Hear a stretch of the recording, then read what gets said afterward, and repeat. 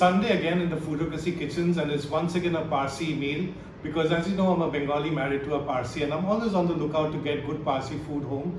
And this is from a Parsi home chef whose name is Maruk Mugrelia. She's on Instagram as Maruk's Kitchen.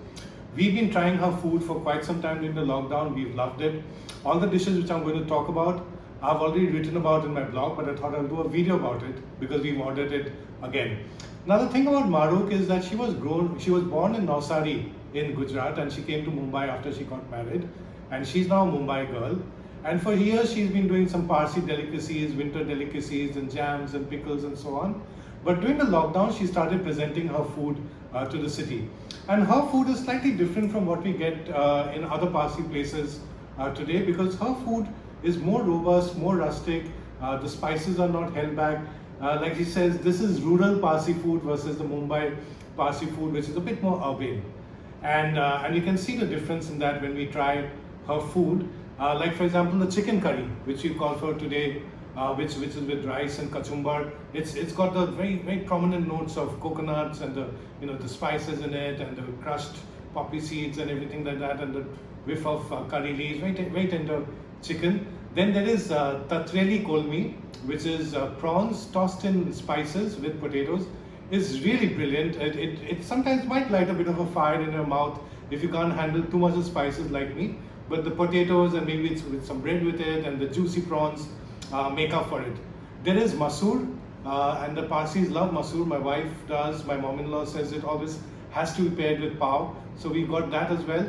In the past we've had the masurma gosh, which is with masoor cooked with mutton, but today is a vegetarian version. And then there is the kaju dahima gosh, which is mutton cooked with curd and crushed cashew nuts.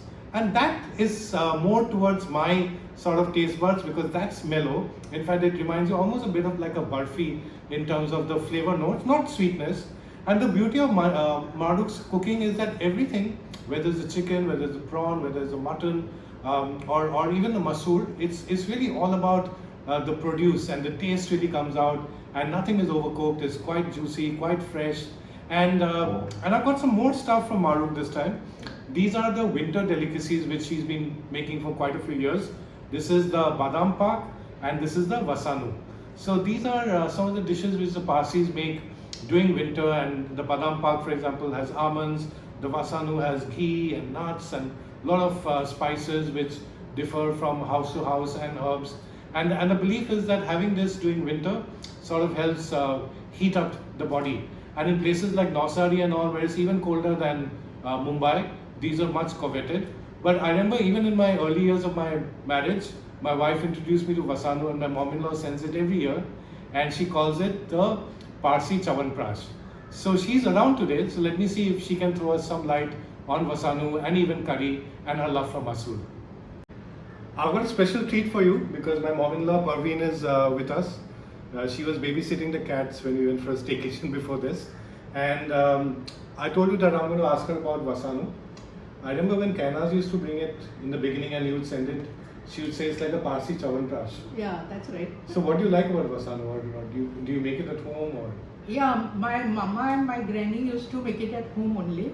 It needs 32 ingredients. That time I don't know how many they are using it today, but 32 ingredients which gives you heat in the winter and which will last in your body throughout the year. And are all vasanus the same, or like it might be different from depending on who's making it? The yeah, taste? Of course, it depends on who is making it. But basically the thing is that every ingredient should be fried separately in this thing, ghee, pure ghee. Pure ghee, and every ingredient has different time of frying. Different time of cooking. And the fragrance will come, and also everything, big vessel they used to take, and one by one ingredient they'll fry and go on layering it. Like that it used to be. And you like masoor also, right? I love it. I remember once you told me that masoor should always be had with pav. Pav. Why is that? Naram pav. Why is that? It gives a different taste only. It gives different taste. Masoor is I think all the Parsis love it. And there are different types of masoor, right? They also put gosh or... Yeah, masurma gosh is the best dish. Masurma gosh. Then you can put pratas also. Paya. Chicken also, paya also in masoor. Basically, paya is for chora normally. Okay. But I love masoor in any way, without mutton or with mutton. I love masoor. And masoor is something you eat through the year? Like Yes, one- yes, yes. It can be once a week. It's a must in Parsi house. So talking of once a week must, there is chicken curry also, or there's curry. So for non-Parsis, when you think of Sundays, you think of dhansak for Parsis. Ah. But Kainas used to say that you people would have curry. Curry, every curry. day. We were fond of curry only. So every Sunday chicken curry will be there, or fish will be there. But curry only we prefer. And what to you is the most important thing of a curry? Because I know you love your curry. And with rice, right? With rice. Curry can't be with pav. No, with jeera rice. With jeera rice. And this is jeera rice. Ah. Wow. Ah. So to you, what do you like the most in a curry? What do you look for? The thickness Uh-huh. and the fragrance, Yeah. and there should be a little layer of oil also on Oh, the yes, curry. yes. That should be there. So that's very tempting.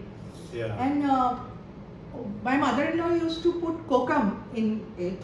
I also, but kokum makes the color a little bit darker. So some people will put imli ka pani, like different vinegar, different things. But I used to prefer it with kokum. So that's everything which you wanted to know about curry, masanu and masoor from my mom-in-law, and these are some of her favorite dishes. There's also mutton with potato, and there is tatreli jhinga. You were a big prawn fan. once upon a Oh time. wow! And potatoes. It So looks- Parsis love potatoes, right? In everything. Everything. Potatoes means whether it is vegetable, whether it is keema, Yeah. mutton, chicken, anything. Potato goes with everything. So I think that's the biggest connector between Parsis and Bengalis. I would say even more than the love for fish is the fact that potatoes go in Everything. everything. Real Parsi food is what my mom-in-law said when she had the masoor and a bit of the masala from the tatreli prawns.